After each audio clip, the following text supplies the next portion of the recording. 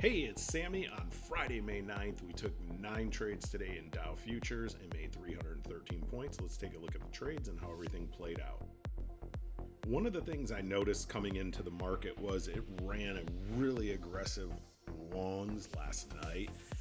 There was a lot of news, tweets, and things happening with this US-China trade deal. So you can see we're cautiously going up, hitting these overnight highs, pushing new overnight highs.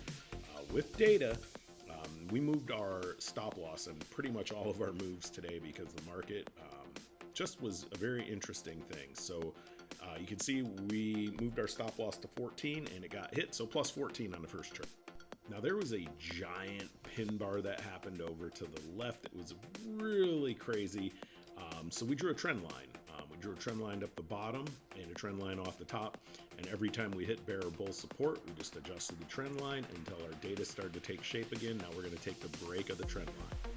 Now this aqua band is our deviation 2. I would anticipate a long break there if we had enough data, but this contains 95% of price by volume. We're going to lock in 25 points.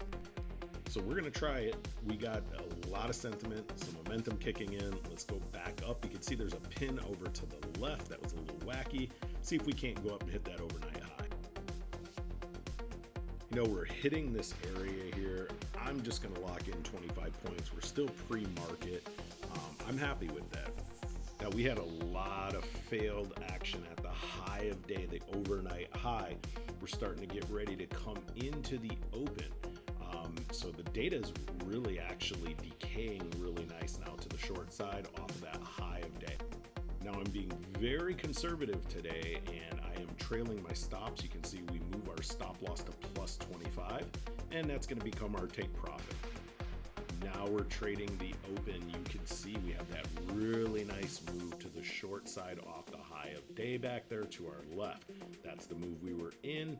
We're testing value area high right down here. Now we're going to re-short here. All of our high time frame data is decaying and our short time frame data is growing in our direction. So we're going short. Working my way down to that pink line that is VWAP, the value weighted average price, and we got a 55 point take profit set and it gets hit because we got a lot of data. All that high time frame data decayed, short time frame data was strong and took us right down. Now we're bouncing off of the value weighted average price, that pink line, and pivot. We've got short time frame data only, so we're going to go long.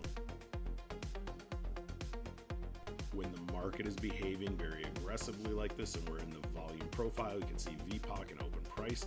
We always make sure we protect those trades by moving our stop loss to break even. And we're going to lock in 36 points right when we hit this green band or deviation 1.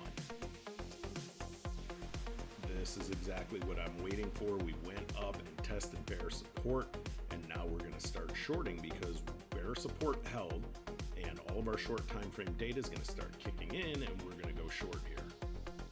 Now this thing did rip right down and would have hit that 70 point take profit, but I clicked close the trade at 56 point. You can see the trade stalled out on value area low and I got back in when we broke deviation right there, that red line deviation 1. We're going down the deviation 2. Plenty of momentum, sentiment, and volatility.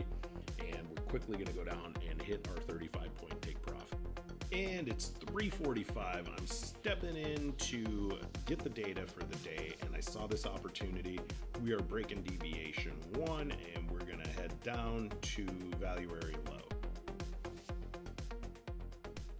We're just going to go ahead and lock in 42 points and be done for the day.